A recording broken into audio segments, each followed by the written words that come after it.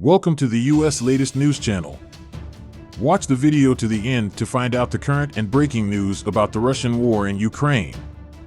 Detailed information about the meeting has not yet been shared with the media. However, some information about the focus of the meeting and the issues to be discussed was shared with the media. First, statements were made that the goal was policies to support the production of weapons for Ukraine. It is expected that a roadmap will be drawn in the form of discovering these roads and determining the requirements that will be needed for the future. At the same time, what needs the Ukrainian people have as part of their future plans, such as long-range fires and air defense, will be put on the table through the members of the contact group. The United States and partner countries, which will take this situation into consideration at the table, will exchange ideas on this issue and determine in the best way what kind of assistance they should provide. On the other hand, it was reported that discussions will also be held on how to meet this broad-based industrial part of Ukraine and how to position it. According to information obtained by a Pentagon official, it was reported that these discussions should be entirely in favor of Ukraine and that a production request will be made for gun barrels, ball bearings, steel casings, and obsolete parts and microchips. The United States and partner countries, which will also take into account these wishes, want to make Ukraine more advantageous in the war, as well as reach a conclusion in its decision so that it does not become a very strong state in the future. Within the framework of this process, both the Ukrainian side will convey its wishes, and the United States and partner countries will share their expectations. After the meeting, it is expected that the information to be obtained will be shared with the public in a clear and precise language. Russia, on the other hand, has reportedly implemented some embargo rules regarding partner countries and the United States against this situation. It was known that Ukraine was far behind Russia in the war, especially in terms of using technology. On top of that, when the situation of being behind in the number of soldiers was added, comments were made that there was no chance in this war, or even that a country like Ukraine would be completely erased from the world map. At this point, the partner countries that stepped in and found Ukraine right and reiterated their support for them in the war, provided assistance to Ukraine in both weapons, military power, and technology. It was said that replaceable systems provided to the Ukrainian Forces with modifications in order to close capability gaps will also be discussed. When we delve deeper into the meaning of this, it is expected that the actively used weapons technology will be further developed and the national infantry weapons used by Ukraine will be modified to become more effective weapons.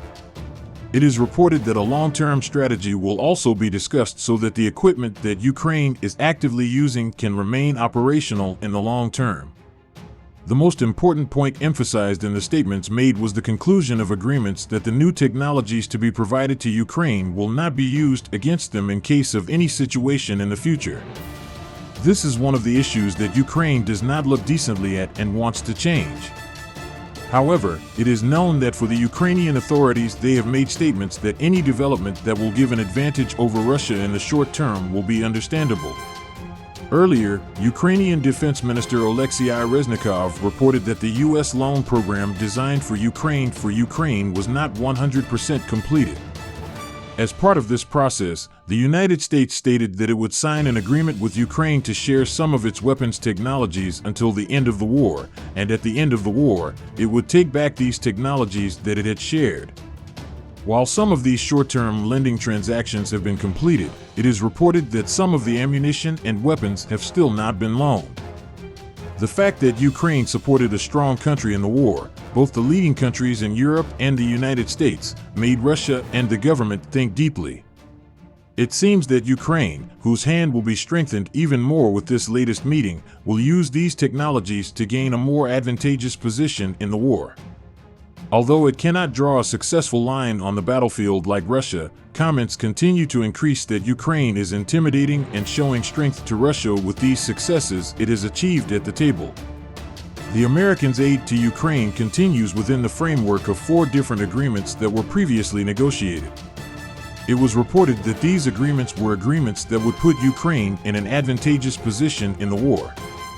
A final understanding of what Lend-Lease will look like is not actively confirmed, because our partners have not yet definitively completed the creation of the program. A statement was made in the form, The Ministry of Defense of Ukraine has issued a call for the delivery of experimental samples of weapons to the armed forces of Ukraine. U.S. arms companies, on the other hand, may put their pilot projects into use during the war in Ukraine in order to test them. In this way, they will have both seen the shortcomings of the weapons at the trial stage and improved on them, and helped their ally to take a more advantageous position against Russia. On the other hand, the numerous weapons technologies that arms companies are developing have not been put into use due to the fact that the United States is not actively at war with any state. For this reason, it is known that certain results will occur in an active war environment. Therefore, the United States, which also does not want to be actively involved in the war between Ukraine and Russia, will at least have decisively seen the state of weapons. Monday, September 26, 2022, the General Staff of Ukraine announced to the public that the territories occupied by Russian military units had been retaken and joined the territory of Ukraine. The General Staff of Ukraine announced that military units of the Armed Forces of Ukraine entered the settlement of Kupiansk-Vozloviye in the Kharkiv region. Monday, September 26, 18.00 Operational information for the Russian invasion announced the statement of the General Staff with the title as of 18.00 on Monday. General Spokesman of the Armed Forces of Ukraine Oleksandr Stupin conveyed the details of the developments to the public with a press conference. The General Staff of Ukraine shared this statement with the whole world through official social media addresses. The enemy, the occupying Russian troops, continue to hold the occupied territories and occupy Donetsk and its surroundings in their entirety, the statement said. He is trying to restore his dirty strategies disrupted by the Ukrainian troops, attacking the civilian structure and violating the rules of international humanitarian law, the general laws of war and friendly structures. He continued his explanations by saying, he explained that Russia has continued its air and missile attacks on the entire territory of Ukraine from the first day of the invasion attempt to this time and has continued its military activities non-stop. The General Staff of Ukraine, which also stated that 12 settlements were seriously damaged by these military actions both by air and ground, reported that about 35 settlements where hot contact took place were hit with various weapons. The Ukrainian General Staff also underlined that they continue to strengthen the invasion attempt made by Russia with the so-called referendum movements and the aim of justifying themselves.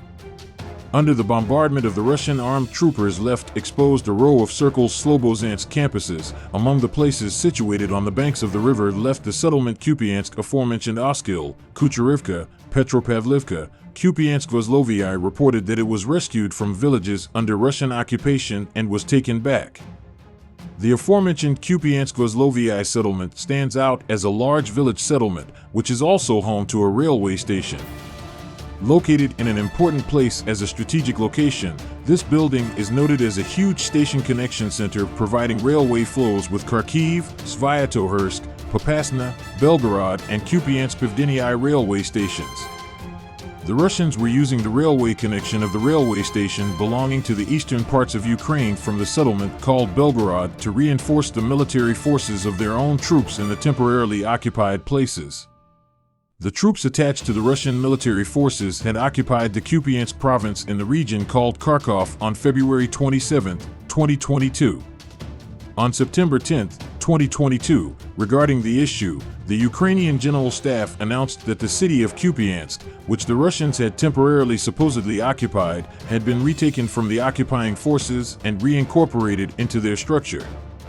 In this context, the control of the settlements in the areas close to the city of Kupiansk, which was recaptured from the occupying forces, allows the liberation of the Luhansk province, which was subjected to the occupation, to continue.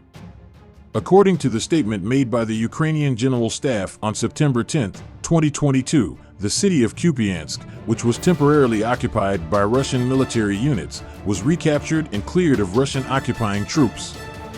The Ukrainian Special Military Units, which have made similar initiatives and statements in recent history, said, "We will continue to liberate all of our lands belonging to us, up to the last centimeter, and free them from the so-called Russian occupation."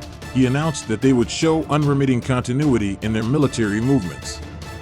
Despite these developments and the incessant statements that accompany them, British intelligence announced that the military units decoyed to Ukraine caught the Russian military units by surprise in the settlement called Kharkov and recorded a great victory. Speaking of it as a surprise attack by Russian military units, British intelligence predicts that the Ukrainian military units will continue these counteroffensives under the name of freedom. It is done in many centers of the armed forces of Ukraine is the result of various operations to cut the connections to this move showed the continuity of Russian troops from Ukraine by taking away almost all of the space in the northeastern part of the Russian troops cornered, 2 learned.